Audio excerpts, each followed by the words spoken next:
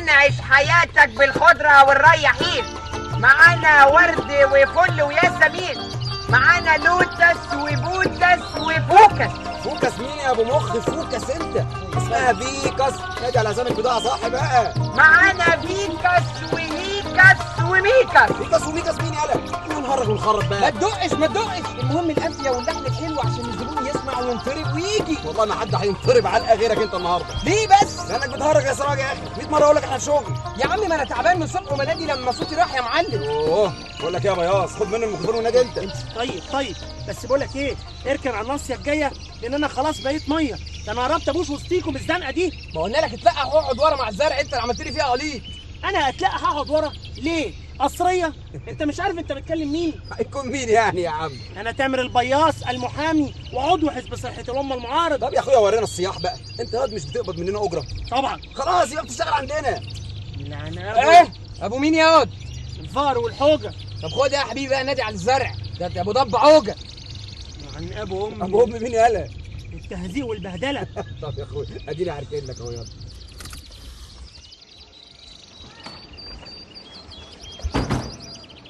ورينا الهمه عبيصه. نداء عاجل الى الساده المواطنين. معانا الفل والورد والياسمين. حافظ على صحتك وجدد بهجتك واشتري مننا الزرع والرياحين. ايه يا ابني اللي انت بتعمله ده؟ انت بتترفع في محكمه؟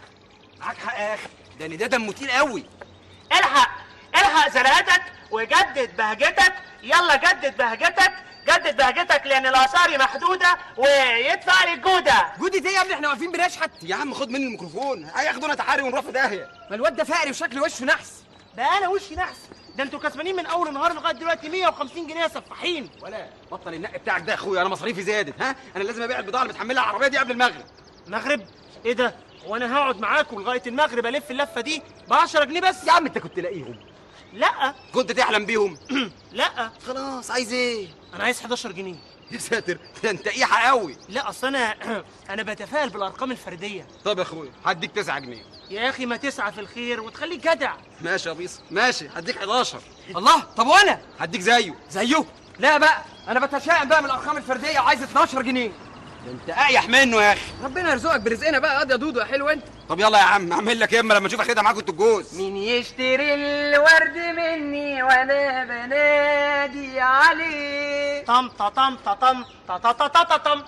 ورد عليك فل عليك، ورد عليك. يا عم انت ما تثبت على اغنيه يا عم، انت كل شويه تغير. يا عم حلوه. ورد عليك فل عليك يا مجنني يا مجنني بسحر عينيك. ورد عليك فل عليك. والزرع الليله يوم عيده، يا رب تبارك وتزيده. يا رب تبارك يا رب، ونبيع الزرع ونكسب. يا رب تبارك وتزيده. خد يا هاني، خد ايه؟ تعالى بره. خد يا بيصه.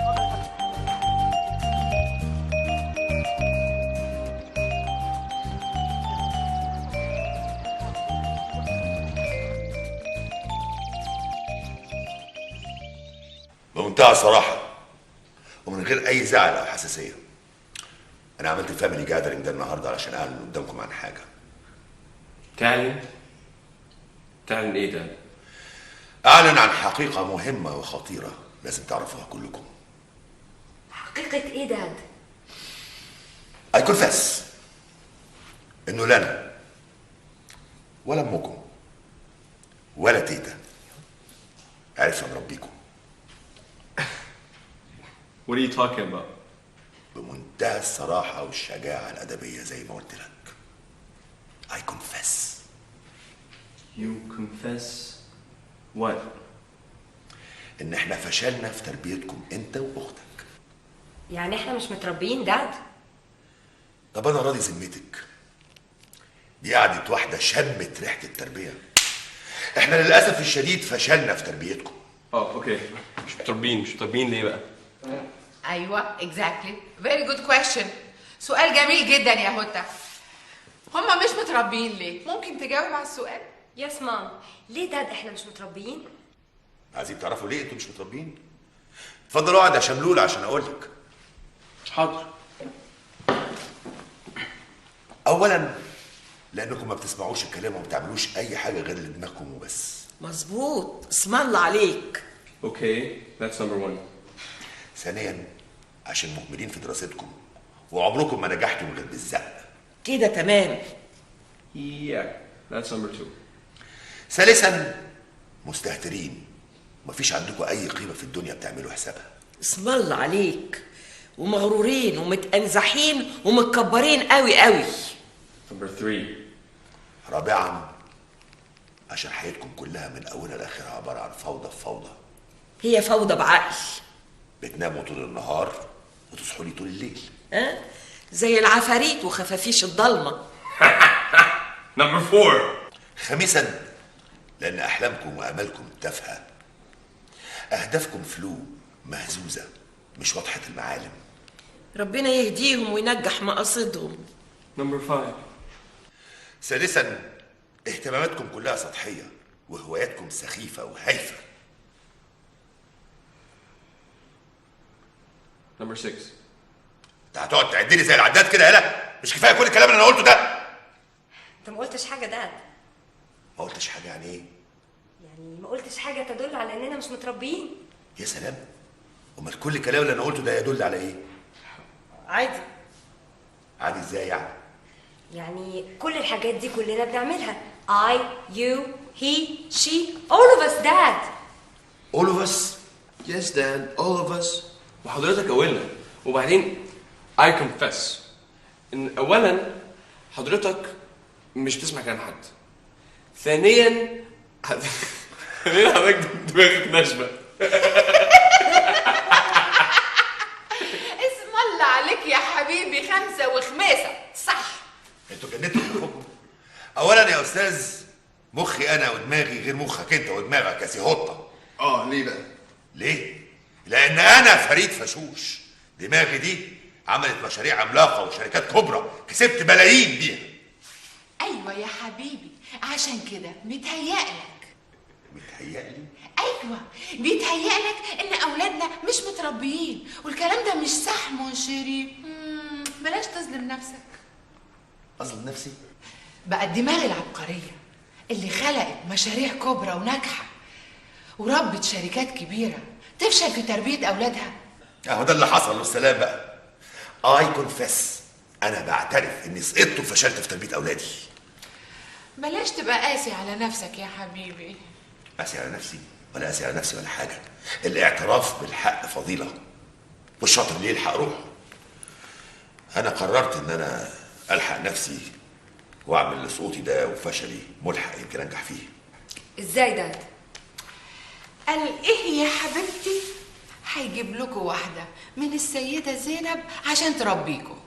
شلاه يا ام هاشم. وانت تربينا؟ ايوه يا اخويا عشان تربيكم، تظبط سلوكياتكم دي شويه، تعلمكم النظام والانضباط، تخلي حياتكم اكثر ايجابيه. يا سلام يا ابني، ده انت كده تبقى انقذت حياتهم. وحضرتك موافقه يا طنط؟ موافقش ليه يا جيجي؟ موافقش ليه؟ دي واحده شغلانتها التربيه، وانتي وجوزك ما انتوش فاضيين عشان تربوا. قولي لها يا ماما فهميها.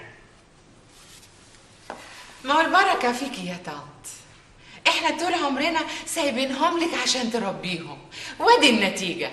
نتيجه ايه بقى؟ انا عمري قلت لكم ان انا هربيهم؟ ما هم طول عمرهم عايشين معاكي. ايوه يا جيجي، بس انتي ما علمتيهمش بقى يسمعوا كلام الكبار ويحترموهم. انا ماليش كلمه عليهم. ايه يا تيتا ماليش كلمه؟ مش انا وانتي على طول مع بعض وبسمع كلامك. يا عطوه انت بتسمع كلامي من ودن وتطلعه من الودن التانيه. خلاص تعاليش، انا هحللك الموضوع ده خلاص. انا وحضرتك بتكلميني بعد كده هبقى سد ودني منه. بس هات انت شويه تهريج دلوقتي. It's funny dad. فاني؟ تاني هتقولي فاني؟ عليا النعمه لمسح كلمه فاني دي من قاموس كلماتك كلها في حياتك. هاو؟ طيب يا عطوه، انا هوريك هاو. هات الكريدت كارد بتاعك. My credit card? Why? واي؟ لان الاوامر كده. ابتداء من بكره هتاخد مصروفك انت واختك من مس نور. مس نور؟ ايوه، مس نور اللي هتيجي تعيش معانا هنا من بكره. استحالة، أنا بكرهها. مش مهم، هي هتعرف ازاي تخليك تحبيها. إزاي؟ دي مش شغلتها انا بقى، ده شغلها هي، انا مالي. والمناسبه يا وحيده عصرك وزمانك، هات الكريدت كارد بتاعك انت كمان. حرام عليك داد، ليه بتعمل فينا كده؟ انا بعمل كده عشان خاطر مصلحتكم. اوعوا اسمع ان حد فيكم ضايقها او ما اسمعش اي كلمه تقولها لكم. مفهوم؟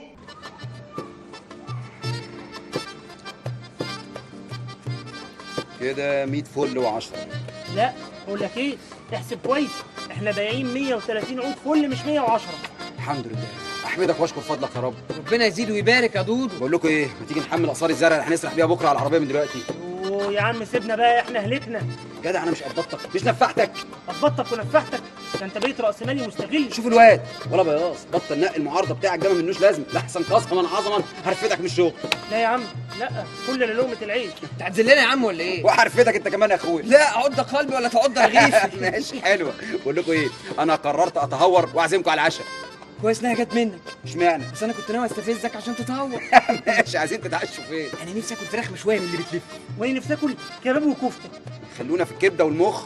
يا بايع عليك، ده انت بقيت جلده. بقول لك ايه، ما تخليناش نستفزك ونهورك اكتر من كده. هو في تهويره اكتر من الكباب والكفته؟ اه يا اخويا، في سمك وفي جمبري سي فود. لا يا عم، بينا على الحياه يرحم. يا جمالك انت يا صاحبي يا مغسي. التيكا بلص بينا على الحاتي قبل ما يخلص.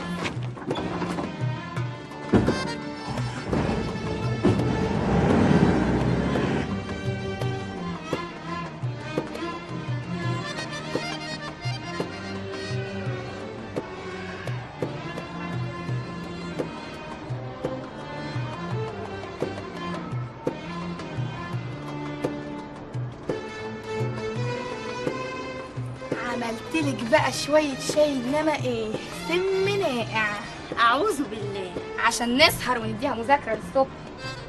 لا صبح مين، انا بالكتير قوي ساعة وهنزل انام. اخص عليكي، هتديني زومبا وتخلي بيا؟ احنا مش اتفقنا انك هتسهري معايا وتشجعيني وتاخدي بايدي؟ واخد بايدك في ايه؟ في مصيبتي، في بلوتي، في مذاكرة البلاوي المتلتلة اللي فوق نافوخي. ممكن تركزي في مذاكرتك وتبطلي دلع. دلع؟ كل الهم والغم والقرف ده وتقولي لي دلع؟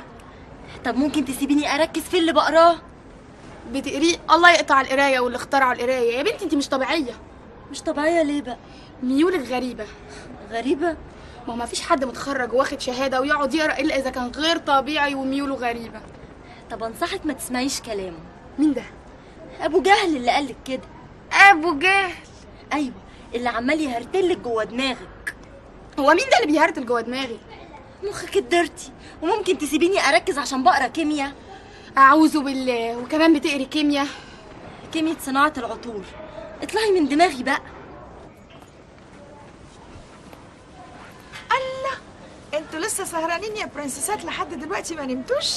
مش معقول يكون صوتنا صح حضرتك. لا لا لا، انا اللي مش جايلي نوم، طلعت بس اشم شويه هوا. وما نمتيش ليه يا طنط؟ عشان قاعده بحضر الكتب اللي هاخدها معايا. هو حضرتك هتاخدي كتب معاكي كمان؟ يس اوف كورس، الكتب دول اعز اصدقاء ليا في الحياه، انا ما اقدرش اعيش من غيرهم.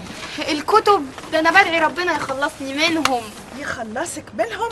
اصلهم ألد اعدائي. ما تسكتيه بقى، بلاش فضايح. تسكت مين؟ ابو جهل يا طنط، اللي عمال يهرتل جوه دماغها. انا لو بايدي احرق الكتب اللي في الدنيا دي كلها، اولع فيها بجاز. للدرجه دي؟ هو في اسخف ولا اختت ولا ارذل من الكتب يا طنط؟ الكتب دي مشكله. يس، هي مشكله فعلا. ينصر دينك يا طنط. سامعه اللي بتقري بعد ما اتخرجتي يا متخلفه؟ انا متخلفه يا جهله؟ اهي طنط نور نفسها بتقولك ان الكتب مشكله، واحنا ناقصين مشاكل. المشكله مش في الكتب يا قمر. امال في ايه يا طنط؟ المشكله في العقول اللي مش عاوزه تتنور وتحب القرايه. يا طنط القرايه دي شيء بايخ وممل وسخيف جدا. نو، القرايه اهم شيء في الحياه، لانها اداه العلم والمعرفه. طب ما انا طول عمري بقرا في الكتب الدراسيه، لا طلعت لا بعلم ولا بمعرفه. هاو؟ كله بيتبخر بعد الامتحان يا طنط، بيطير من الدماغ اول باول. ده لانك غبيه. لا، لان اغلبه كلام سخيف وممل ودمه زي السم وما يعمرش في الدماغ. بس ده مش معناه ان كل الكتب سخيفة ومملة ودمها سم. جايز حضرتك قادرة.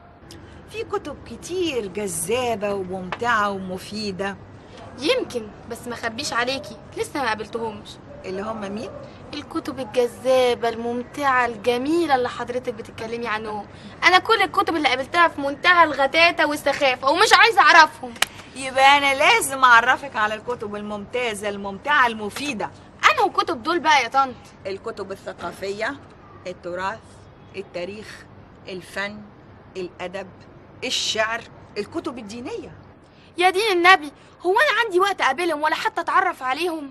لو اتعرفتي عليهم هتحبيهم وتعيشي معاهم أمتع وقت في حياتك. صح يا طنط، مفيش أمتع من الوقت اللي بنقضيه في القراية. يا دي القراية.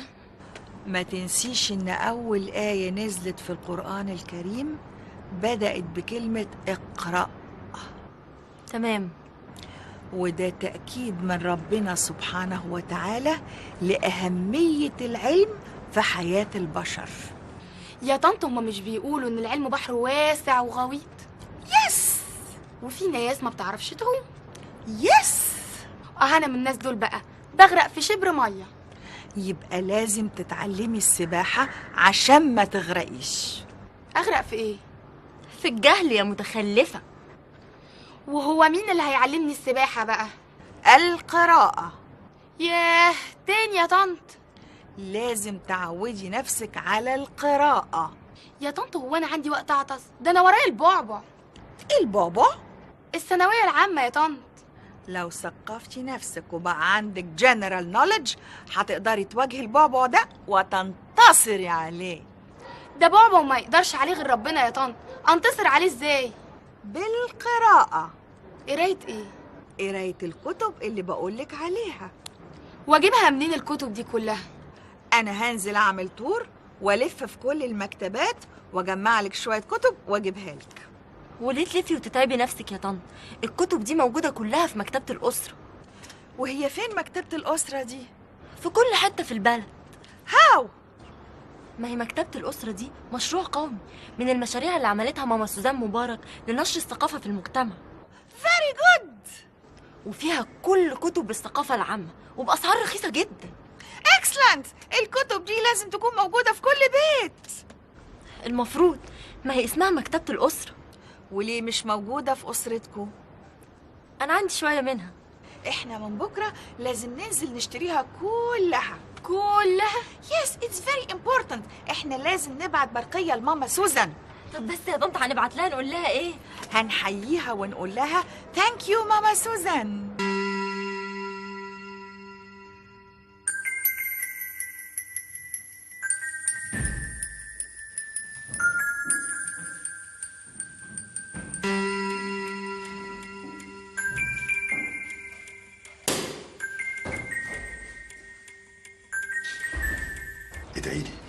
ادعي لي يا امي. حبيبي ربنا معاك ويوفقك باذن الله. قولي بقى، هي الميس اللي انت بعت تجيبها دي جايه امتى؟ انا بعت لها العربيه وزمانها جايه في السكه دلوقتي. اوكي، عن اذنك. وانا بقى على فين العزم؟ ورايا شغل. شغل قلتيلي؟ ايه، مش هتستقبلي خبيره التربيه اللي انا جايبها لك عشان تربي لك اولادك يا هانم؟ استقبلها انت لوحدك يا باشا، انا مش فاضيه. مش فاضيه، مشغوله قوي. ليه بقى، وراكي ايه؟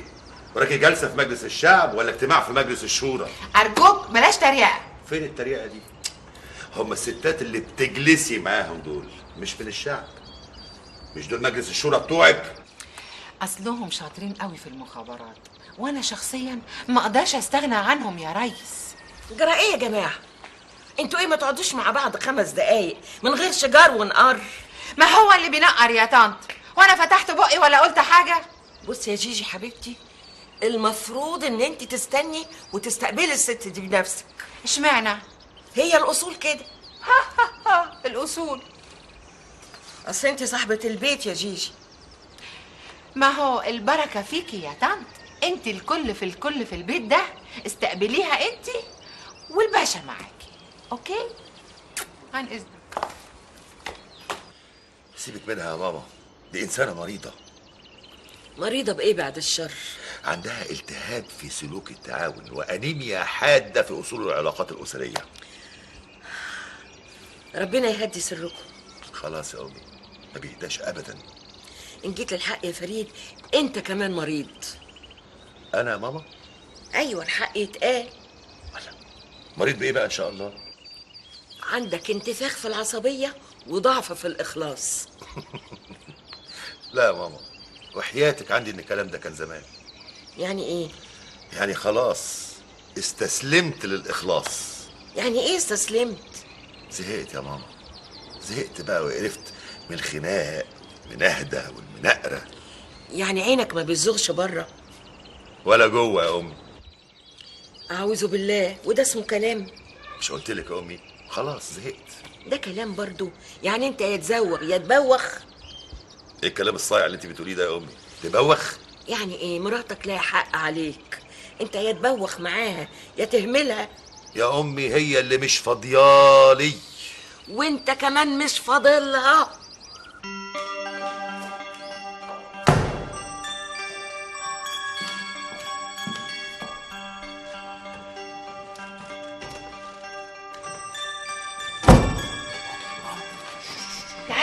تعالى هنا. كنت بتعمل ايه في اوضه داد؟ I was doing something funny. وبعدين معاك يا هوتا. الله، عشان نحرم يزعلك تاني. ربنا ما يحرمني منك يا حبيبي. بس يا هوتا ما ينفعش يا حبيبي. ما ينفعش ايه بس؟ ما هو يعني اي حد يضايقك او يزعلك لازم افنفن عليه. تفنفن؟ يعني ايه تفنفن؟ يعني I take your revenge from him. لازم انتقم منه. تنتقم؟ ربنا يخليك ليا يا حبيبي وتفنفن على طول. انا هكمل لبسي واجي. بس ماما look listen. Zip it. I'll read the secret. Yes. سر. باي باي.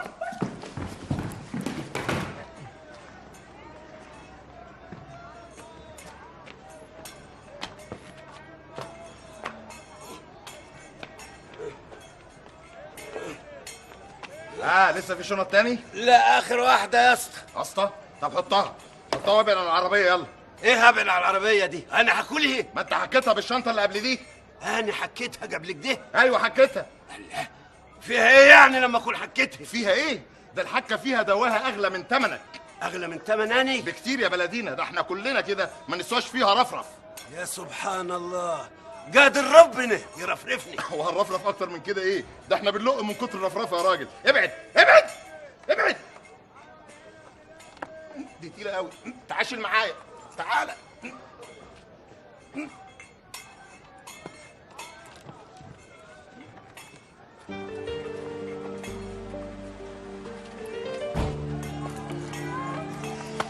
المفروض ان اكون معاكي علشان اطمن عليكي. اطمن يا منير، ما تخافش عليا. هتوحشينا قوي قوي يا نور والله. وانتي اكتر يا اوسه، هتوحشيني خالص. نشوف وشك بخير يا عروسه.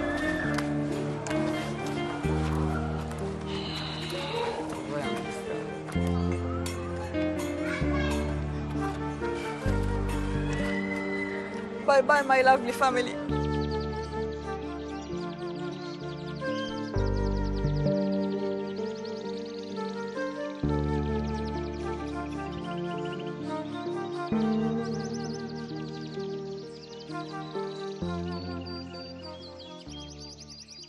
اتصرفي يا لينا، ما تقلبيش دماغي عشان مسألة هايفة زي دي. أنا مش ناقصة.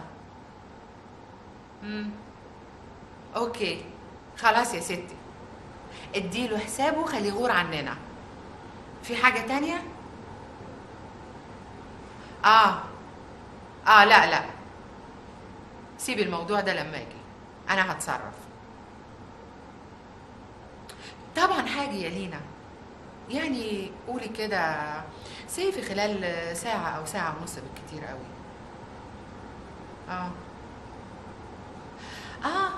أنا نسيت أقولك، في ميعاد النهاردة مع دكتور طارق، لو جه قبلي خليه يستناني. أوكي؟ يلا باي.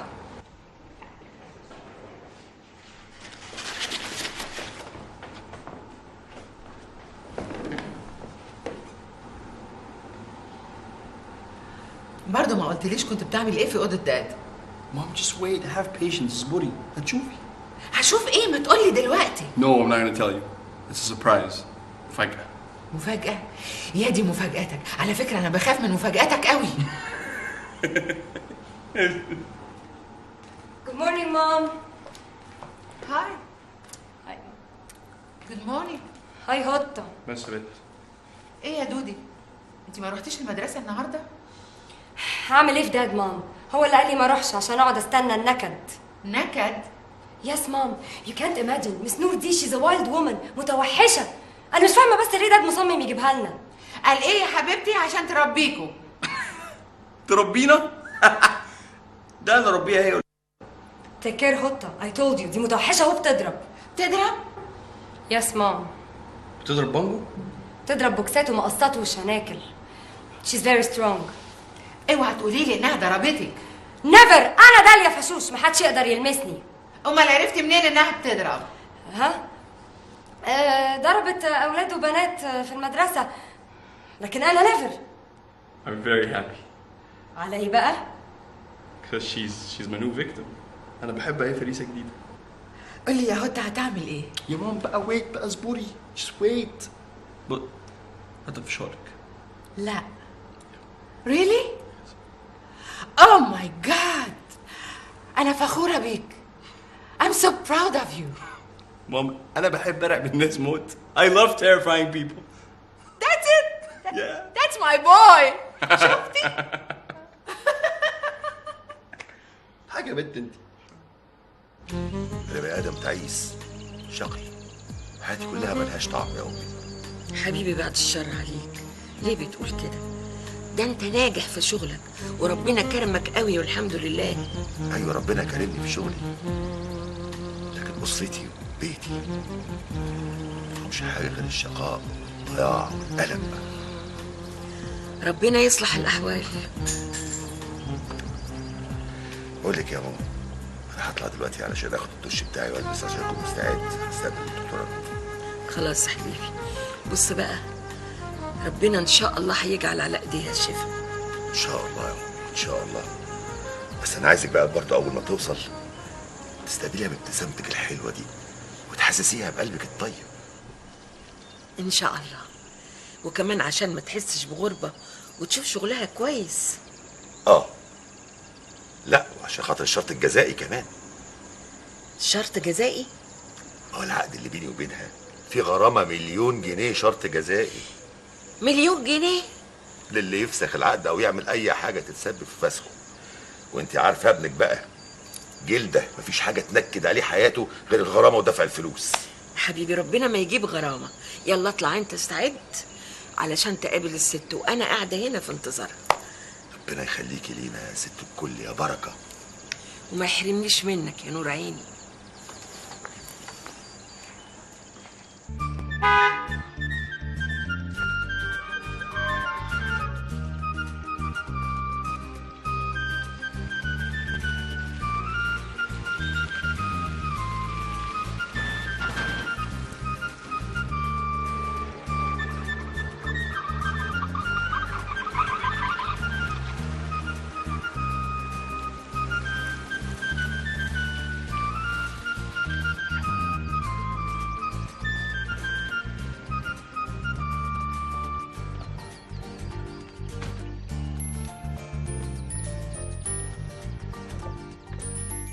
اتفضلي يا هاني، الحمد لله على السلامة.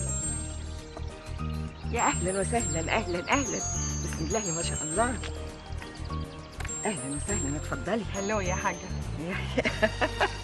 طب ما تقولي بقى سلام عليكم، تليق بالحاجة، إنما هلو دي بقى مش راكبة. It's right. ولا دي كمان أنا قادرة أفهمها. اسمعي بقى، النبي عربي وانا وانتي مولودين في السيده زينب رضي الله عنها وعن ال بيت محمد. اللهم صل وسلم عليك يا نبي. يا اهلا وسهلا، اتفضلي يا دكتوره. خش بسرعه دخل شنط الدكتوره لحد الجناح الخصوصي بتاعها. حاضر يا حاج. ما بلاش دكتوره وخليها نور حاف كده. ده بيني وبينك بقى، انما قدام الناس الاحترام واجب، هي الاصول كده. الله عليك يا حاجه. تعرفي ان انتي دخلتي قلبي من ساعه ما شفتك. ربنا يجعلني عند حسن ظنك يا رب. يا رب ان شاء الله. اتفضلي يا حبيبتي.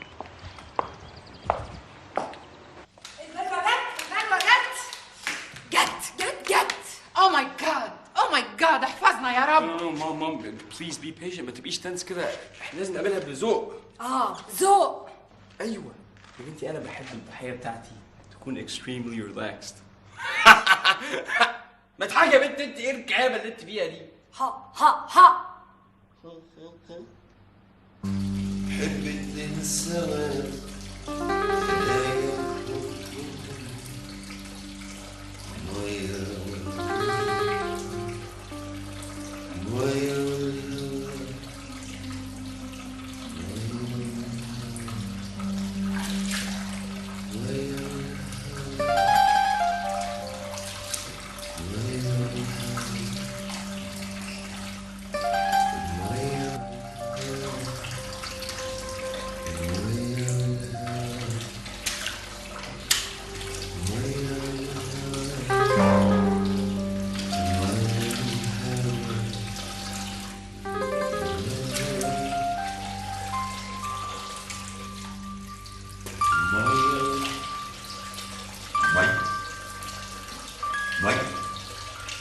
الحقوني يا عالم، انا اندبحت. ايه ده صوت مين؟ اندبحت. ده صوت فريد يا طارق. فريد؟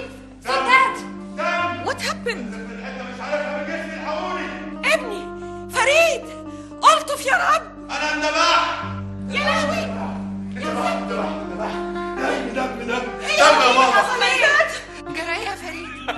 حبيبي بتضحك يا عطوة وابوك مذبوح.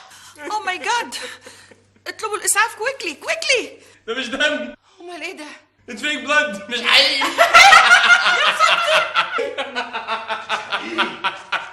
مش حقيقي كده بقى مش حقيقي يا سافر. هخلص العالم من شرورك، هخلص البشرية من أثامك. يعني بيقول لي فاني، يعني بيقول لي فاني. بليز بليز بليز ما تستفرشوش. هدي اعصابك، مش كده مش كده يا فريد. لا بلاش.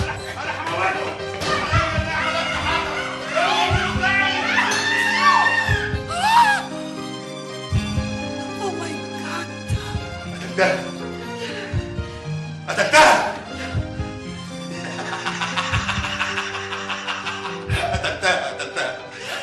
قتلتها.